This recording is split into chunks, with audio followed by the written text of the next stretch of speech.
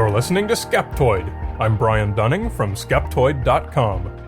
Zeitgeist, the movie, myths, and motivations. Today we're going to point the skeptical eye at one of the most popular internet phenomena from the last couple of years. Zeitgeist, a freely downloadable documentary movie. It purports to critically examine Christianity, the cause of 9/11, and the world economy. Instead, it paints them all with a single wide stroke of the conspiracy paintbrush. Zeitgeist is a German word meaning the spirit of the times. Thus, Zeitgeist the movie purports to pull aside the curtain and reveal the true nature of the world in which we live. The problem with the film, as has been roundly pointed out by academics worldwide, is that many of the conspiratorial claims and historical references are outright fictional inventions. Zeitgeist does have a message that's not necessarily invalid, but it's lost underneath the unequivocal dishonesty. For a long time, people have been asking me to do a Skeptoid episode about Zeitgeist. I've resisted, mainly because it's so poorly researched that I didn't feel it deserved any response from legitimate science journalism. But people have kept asking, and obviously a lot of viewers have been swayed by it. I've even had people who innocently bought into it write me and quote Zeitgeist as an authority, suggesting I do some episode promoting one of its claims. Zeitgeist and the 9/11 conspiracy movie Loose Change are largely what motivated me to produce Here Be Dragons, my free 40-minute video giving a general introduction to applied critical thinking, which I felt was a more appropriate response than publicly acknowledging either film. But I spent some time learning more about Zeitgeist, its sequels and related events, and its creator, and concluded that the mainstream criticism of the film doesn't tell the whole story, and its worldwide impact does make it deserving of a more critical examination. Understanding Zeitgeist means understanding its creator, Peter Joseph, a young musician, artist, and freelance editor living in New York City at last account. I've found no reference to any educational or professional experience pertaining to any of the subjects covered in the movie. He moved to New York in order to attend art school. That appears to be the extent of his qualifications to teach history and political science, but of course it doesn't make him wrong. It may, however, explain why many of his factual claims contradict what anyone can learn from any textbook on religious history or political science. Joseph made a second film, Zeitgeist Addendum, which offers a much better insight into the man and his motivations for creating Zeitgeist. He's basically a postmodern utopian, who spends most of his effort speaking out against money-based economics. He advocates the rejection of government, profit, banking, and civil infrastructure. Basically, the establishment. Once you understand where he's coming from, it makes it a lot easier to understand why he made Zeitgeist, and tried so hard to point out the corruption and evils of the establishment. The problem is that he simply made up a bunch of crap to drive his point, and that's where he crossed the line between philosophical advocacy and unethical propaganda.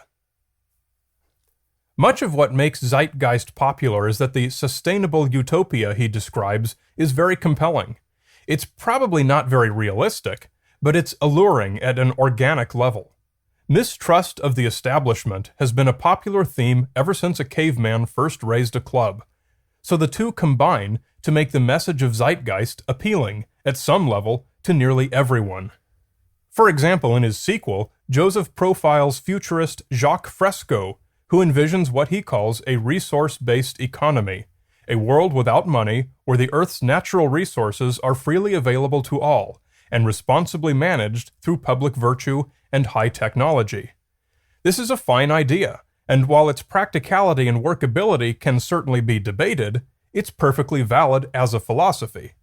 And so it was from this utopian perspective that the young idealist Peter Joseph set out to first convince us that our current system is fundamentally broken. He began in the first of Zeitgeist's 3 chapters with an assault on Christianity. The film draws many parallels between the nativity story and pagan sun worship and astrology, suggesting that their origins are all the same. This is followed by an impressive set of similarities between the life of Jesus and the life of Horus, the Egyptian god. Similarities far too extensive to be simple coincidences. And then, taking key points from the life of Jesus, the virgin birth, December 25th, a resurrection after 3 days, and so on, we find that the same elements are found in the stories of many other gods from diverse cultures, namely the Phrygian Attis, the Indian Krishna, the Greek Dionysus, and the Persian Mithra. Joseph's presentation is compelling and constitutes a convincing argument that Christianity is just one of many branches of mythology stemming from the same ancient stories going all the way back to prehistoric sun worship. Where this compelling presentation breaks down is, well, almost everywhere. The majority of Joseph's assertions are flagrantly wrong, as if he had begun with a conclusion and worked backwards, making up facts that would get him there. He gave no sources, but it turns out that most of these same claims about other gods having the same details as the Jesus stories come from a 1999 book called The Christ Conspiracy, the greatest story ever sold. Christian scholars in particular have been highly critical of Joseph's unresearched and wrong assertions, which is understandable, given that they are probably the best authorities on religious histories. Part 2 of the movie depicts the 9/11 attacks as having been perpetrated by the American government, essentially repeating the same basic charges found throughout the 9/11 truth community. These charges fall into 2 basic categories: innuendo and misinformation.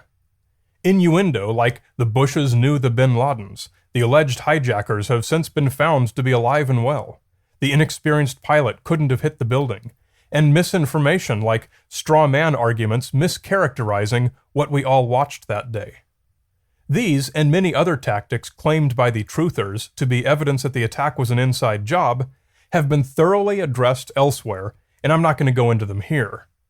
In short, searching for alternative possible motivations and finding and making extraneous connections between various peoples and events does not prove or serve as evidence of anything. Raising the specter of doubts or alternate possibilities is very effective in distracting people away from the facts, as we saw so dramatically in O.J. Simpson's murder acquittal, and as we see throughout the 9/11 truth movement. According to a New York Times interview with Peter Joseph in which he was asked about the 9/11 conspiracy claims made in Zeitgeist, he says he has since, quote, moved away from those beliefs. While it's great that he was willing to come out publicly and say that he's abandoned one line of irrational thinking, to me it says more that he leaves it in the movie anyway. Zeitgeist has gone through a number of revisions and he's had ample opportunity to edit out sections he no longer believes. This is only speculation on my part, of course, but I'd guess he leaves it in because it so dramatically illustrates the evils of the establishment, which is a pillar of his philosophy. If true, it would show that the content of Joseph's films are driven more by ideology than by fact. That this is Joseph's ideology is most impactfully illustrated in Part 3 of Zeitgeist. This asserts the existence of what Joseph believes is a worldwide conspiracy of international bankers, who are directly responsible for causing all wars in the past century as a way to earn profits. From his student art studio, Joseph purports to have uncovered plans, known only to a select few of these hypothesized bankers, to combine the currencies of Canada, the United States, and Mexico into a single denomination called the Amero, as a next step toward an eventual one-world government. In fact, the Amero was proposed in a couple of books, in 1999 by Canadian economist Herb Grubel in The Case for the Amero, and in 2001 by political science professor Robert Pastor in Toward a North American Community. The number of economists not proposing an Amero is much larger.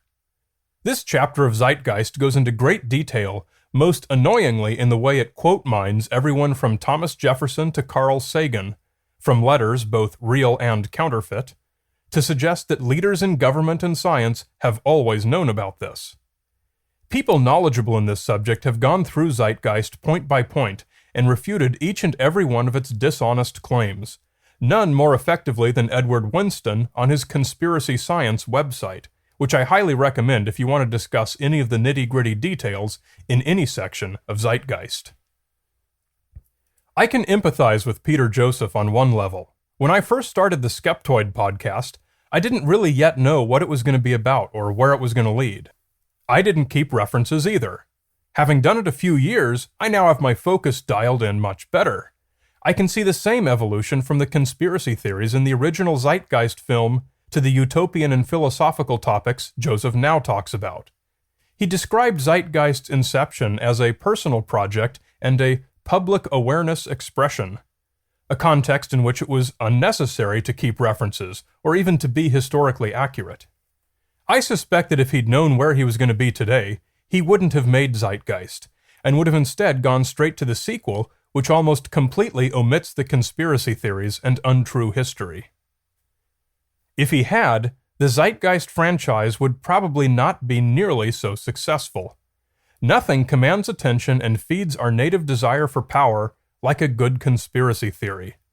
If you know about the conspiracy, you're in on the secret information, and you are more powerful than the conspirators. For better or for worse, we all have a deep craving to have the upper hand. This is perhaps the main reason for the unending popularity of Zeitgeist, Loose Change, Alex Jones, Richard Hoagland, and the other conspiracy theory machines. It also explains the passion shown by those who defend them. All that matters is being the one who knows more than you, and the facts are a distant second. Skeptoid is made possible by financial support from listeners. Come to Skeptoid.com and click on Support Skeptoid. You're listening to Skeptoid. I'm Brian Dunning from Skeptoid.com.